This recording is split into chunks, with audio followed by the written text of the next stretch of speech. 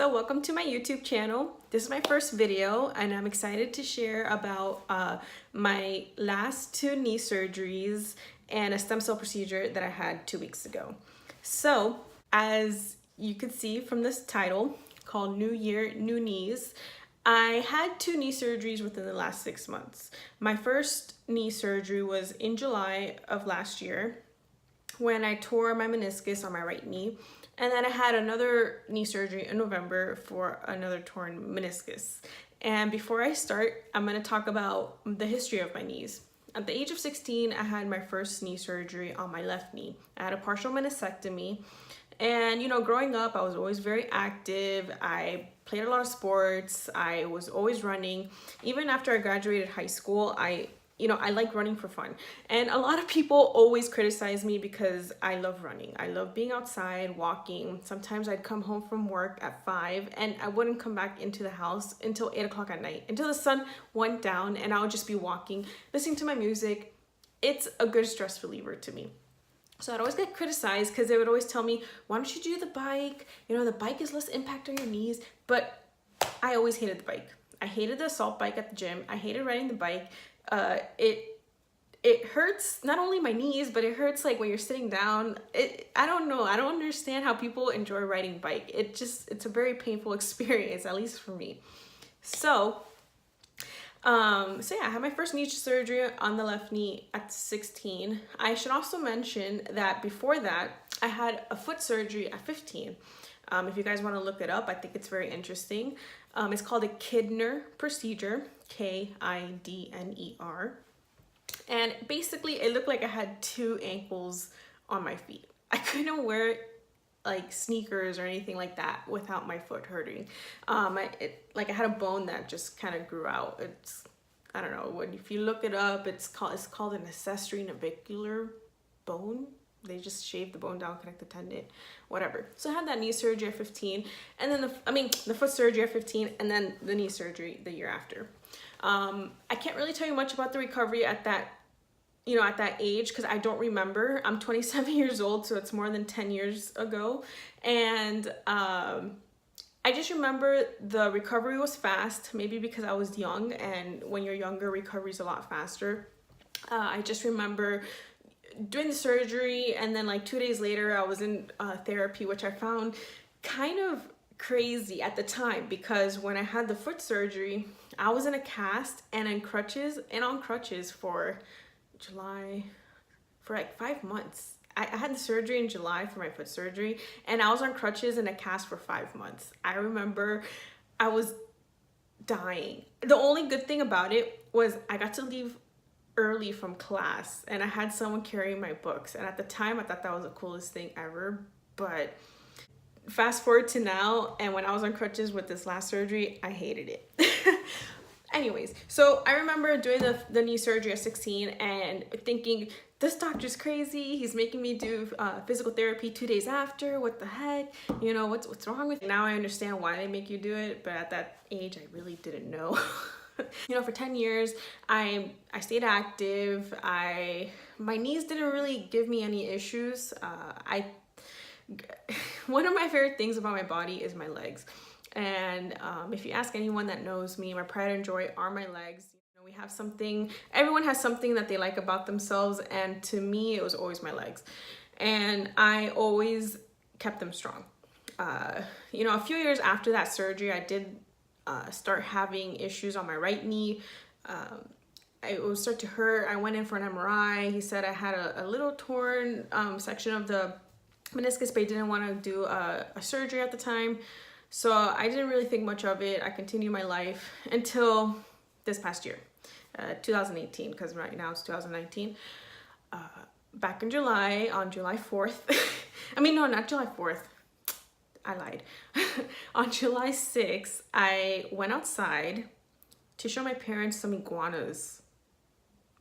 And if that's not the most Florida thing you've ever heard, now you know it's the most Florida thing you ever heard. Because yeah, I live in South Florida, for those who don't know. So I went to go show my parents some iguanas in the backyard, in the lake that we have. And there was an iguana sitting on a tree. And we were throwing sticks at it to see if it would jump down from the tree. and I saw this huge like stick in the water, so I kneeled down to go pick it up, and when I stood up, I heard a loud pop. It was so loud, my parents heard it, you know, I think that my neighbors heard it. It was that bad. So I heard the loud pop, and then I couldn't bear weight on it. I couldn't walk. The pain was so bad. I was like, oh my God, like what the, you know, I thought I tore my ACL. I don't know what I was thinking at the time. I just remember I was in a lot of pain. So I hobbled back to the house and I elevated my knee. I did the whole Rice method that people tell you to do, or the doctors tell you to do. And I went to sleep. So the next morning I woke up and the pain was so bad. I told my parents, I'm like, I can't walk. It's really bad. So we ended up going to the orthopedic surgeon, and he ordered an MRI. We did the MRI, and turns out I had a torn meniscus, which is funny to me, at least, because you would think it's a torn meniscus. It's not that bad. The pain's not gonna be that bad, but it was bad. I really thought I had torn my ACL, which thank God I didn't. But it was just I don't know, like I have a very high tolerance for pain, I think, and I've broken my wrist like 3 times, and I've had that foot surgery. Growing up, I was a very feisty like little kid and just a feisty person. So to me, pain, I have a high tolerance for it, and this time it was pretty bad. So, you know, a week after the whole incident, I was scheduled for surgery, and I went in for an arthroscopic surgery, and my doctor ended up doing a meniscus fracture, which I'll show you some pictures now so you can see what it looked like. So after the surgery, I was instructed to be non-weight bearing for 6 weeks. I think it was 6 weeks. I'm too lazy to go back into like my archives and see like how long I was supposed to be non-weight bearing. I just remember it was a long time.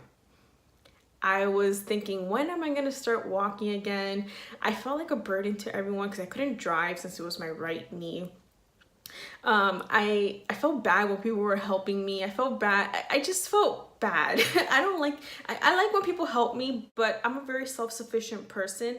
So I just felt, I don't know. I didn't like the way I felt being on crutches for six weeks. And, you know, going to physical therapy and just doing the leg raises and just being stuck in phase 1 of physical therapy, I just got bored, and I was like, when is this gonna get better? Yeah, so those 6 weeks was mentally challenging for me. I had to keep myself sane. I watched a lot of Netflix. I saw the whole series of Gossip Girl, which I'm not into all that stuff, but I saw Gossip Girl and I saw the whole thing. Like, it was, I just remember it was a long time. After the 6 weeks phase was, you know, had ended, I went into phase 2 of physical therapy. And phase 2 of physical therapy is a leg press, riding the bike, just all that fun stuff. So I remember riding the bike, and I couldn't do more than 3 minutes on the bike. And I was like, why can't I do more? Like my left knee was killing me. So mind you, I was doing physical therapy for my right knee. So now my left knee was hurting.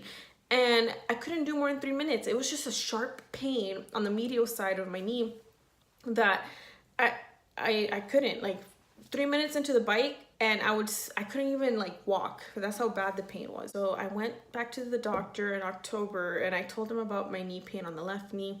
You know, I'm not sure if it was a degenerative issue or if it was being non-weight bearing for 6 weeks and then doing the bike and all that stuff. So he ordered another MRI. Did the MRI, and it turns out I had a meniscus tear. I figured, you know, maybe just get the surgery over with, get both of them fixed, whatever. So I ended up going in for another surgery on my left knee, another arthroscopic surgery, and my doctor thought he was just gonna do a meniscus repair like on my right knee. And when he went in, he didn't expect it to look so bad. He said I have grade 3 chondromalacia. He said that I had a prior sprain to my ACL, which I don't remember. And if I did, like I said, maybe I do have a high tolerance for pain. But he said it was pretty bad. So he I don't know, like I guess he couldn't do much. So here's some pictures of what it looked like. Yeah, so anyway, so that's what my left knee, that's what it looked like inside. And after the surgery, I was instructed to be non-weight bearing for 2 weeks, which okay, that's better than 6 weeks. So I was like, okay, you know, this is not gonna be that bad. I remember, you know, the pain wise, it wasn't that bad from the right knee surgery, since I guess he did the repair and I couldn't pass a 90-degree bend in July. The pain was worse. And this time, you know, the one in November, the pain wasn't that bad. Even though my knee was 10 times worse than my right, you know, I was instructed to be non-weight bearing for 2 weeks, which I was like, okay, it's not that bad. So a week after the surgery, I did a physical therapy session for 2 hours, which to me I thought was too much. Like, I remember telling the physical therapist I was in a lot of pain, and he said, oh, it's normal. Okay, well, I'm not a physical therapist, so I really don't know. I'm like, okay, cool, it's normal. So I kept on. And you know, when I got home, during that time we had been going through some things with my dog. My dog was sick, and that day she just didn't look too good, so we took her to the vet and we had to put her down, which, you know, I miss her terribly. She was like my running partner. But, you know, during that day, in the midst of all that chaos, I ditched the crutches, so I was being non-compliant. I wasn't non-weight bearing for 2 weeks, and I ditched my brace. And I don't remember much about that day. I just remember the next day my knee was swollen and the swelling wouldn't go down. I did the rice method again. The swelling wasn't going down. So I went to the doctor a week after and I told them what had happened. So they prescribed me 2 medications to see if the swelling went down. The first one, the swelling did not go down. And then the second one, the swelling did go down. So, but the pain didn't go away. The pain was so bad. And the best way to describe the pain is, imagine your worst toothache and then relocating it to your knee. I went back to the doctor, and he told me about PRP and stem cell. And that's what I want to talk about, you know, with the next few videos, and just talk about that PRP procedure or stem cell procedure. I ended up, you know, instead of doing the PRP, which is just when they take your blood and then they spin it around and then they inject it back in your knee, I decided to do the stem cell, where they do a bone marrow aspirate. Well, he took it from my tibia bone, and normally, from what I've read, they take it from your hip bone, but he ended up taking it from my tibia bone.